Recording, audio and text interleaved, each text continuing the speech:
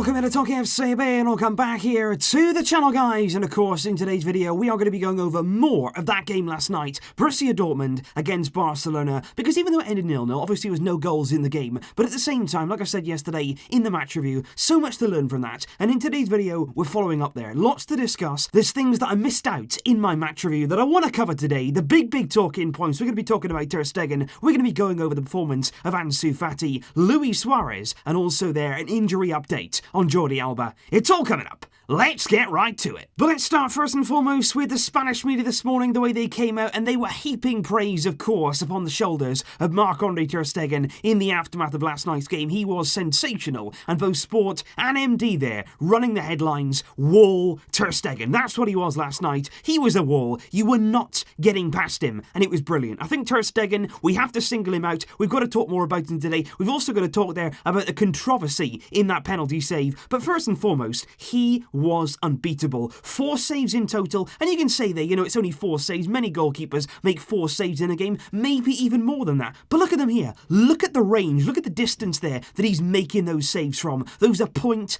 blank saves, and they're brilliant. Inside the area there, he's making himself big. He's covering the angles. Absolutely brilliant from him last night. He kept out Dortmund on his own, and sometimes with Stegen, you just get the feeling, no matter how bad we are defensively, no matter how many chances we actually concede, sometimes you feel with him, he's got that authority that he's just not going to be beaten. You're not going to get past him, and last night was one of those nights. He was magnificent. But of course, you do look at the penalty save, which, like I said yesterday, was absolutely terrific. But of course, there was a bit of controversy in that save, because as you can see here, when Stegen made that save, when the penalty was struck, he was clearly off his line. Now, a new rule this season that's come in basically states that when goalkeepers are going to save a penalty, they're trying to save a penalty, what they have to do is they have to keep 1 foot on the goal line when that penalty is struck. You've got to keep there 1 foot on the line, and as you can see, Stegen didn't have that foot on the line. He was off his line, and therefore gaining an advantage. What I would say, though, there's a lot of people out there now saying, oh, Barcelona, they get these decisions, Barcelona this, Barcelona that. It's not our fault. It's not Barcelona's fault last night. If you want to blame anybody, blame the referee, blame the assistant, and blame VAR and UEFA. Because this season, UEFA have basically said they're not going to use VAR to judge the position of the goalkeeper on the line. What they're going to do is leave that to the assistant. And what I would say to that is, what's the point? If you're going to have VAR, if you're going to bring it in here for the big offside decisions, if you're going to bring it in for handballs, why not use it for this as well? Because if I was Dortmund, I'd be very, very unhappy last night. If that happened to Barcelona, of course, I'd be unhappy. But it's not Barca's fault. It's not Barcelona's fault here. Look at the people making the decisions, and also look back to the Super Cup. At the start of the season, big game there, Liverpool, Chelsea, same thing happened. It was a massive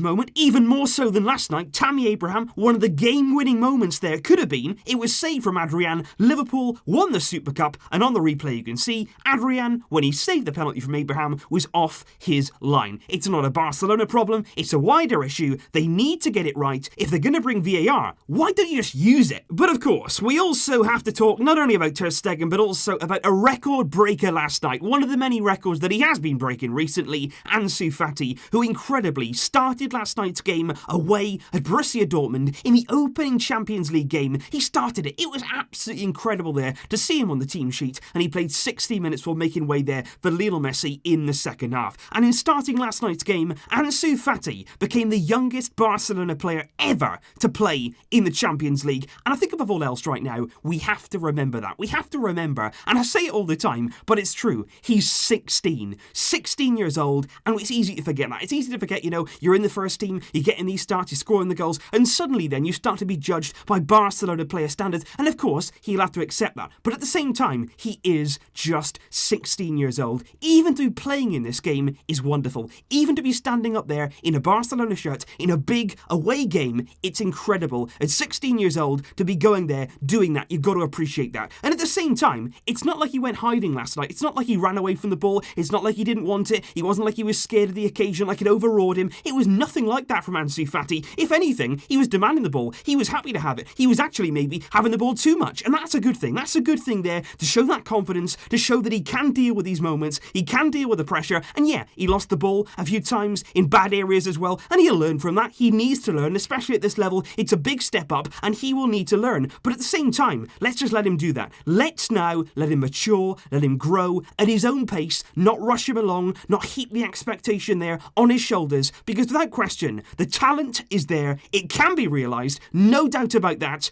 Ansu Fati is something special, but 16 years old, cut the guy some slack. A massive game it was last night, and when he moved over to the left-hand side, for me, much more comfortable. He started on the right, that's not his favoured side. He loves to cut in, he likes doing that on the left-hand side, and when he was over there, he was a lot better and a lot more confident, I felt. Before half-time, he was giving Hakimi, the Dortmund right-back, some real problems. He beat him on a few occasions. He won a foul as well when they actually doubled up on him. Like I say, the talent there, guys, it's certainly there. Let's let him grow, let him mature, all at his own pace now. And if we now move on to the fortunes and unfortunately the negatives when it comes to Luis Suárez, and we have to start there with the big stat that's only growing bigger with every Champions League away game. That there was the 19th Champions League game in a row away from home without a goal for Luis Suárez. That there dates back to over four years ago, back in 2015, September against Roma. That's the last time that he scored away from home in the Champions League. 19 games, such a long time. It really is. And like I say, that record is getting bigger and bigger and bigger. And that's not doing Suarez's confidence any good whatsoever. I was really hoping that he could have scored last night, but of course, it didn't happen. And unfortunately, it's even aside from that. It's not just about the lack of goals, it's about the overall play with Luis Suárez right now. We touched on it last night, and you look at it here, he misplaced there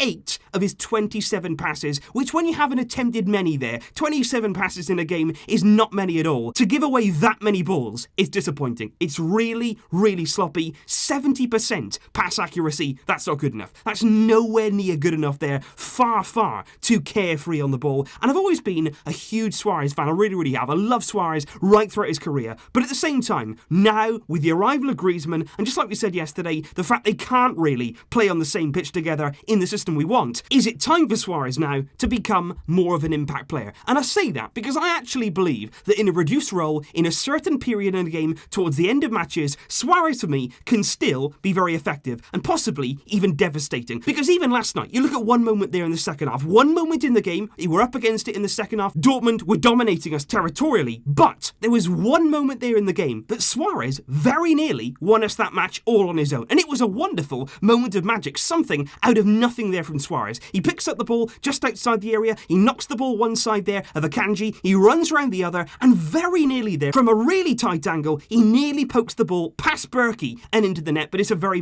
good save there at his near post. And that's the thing about Suarez. You do know that he is capable of these moments of magic, these moments of genius. But what we can't afford to do is put up here with sluggish 90-minute performances in general from Suarez, just waiting there for that one great moment. You can't do that. You can't sacrifice there your centre forward in the hope that he's going to do something great. Because yes, he is capable of that, but you can't go through the whole game giving those kind of balls away, letting the attacks break down. It really does hurt us. For me, use Suarez there as an impact sub, an impact player, just like we saw against Valencia. He came on there midway through the second half, he came on against tired legs and backed himself there. 2 very good goals. He looked sharp, he looked good compared to those that were already out there. And that's the kind of role that I feel now, at 32 years old, the stage of the career that Suarez is at, now with the arrival of Griezmann, that's the kind of role that not only he should have, but I think he can thrive in that. I do feel like that you can get the best out of Suarez in that kind of role. You reduce his time there out on the field, but you maximise that quality all in a shorter space of time when he can come on, have that impact, but not affect the game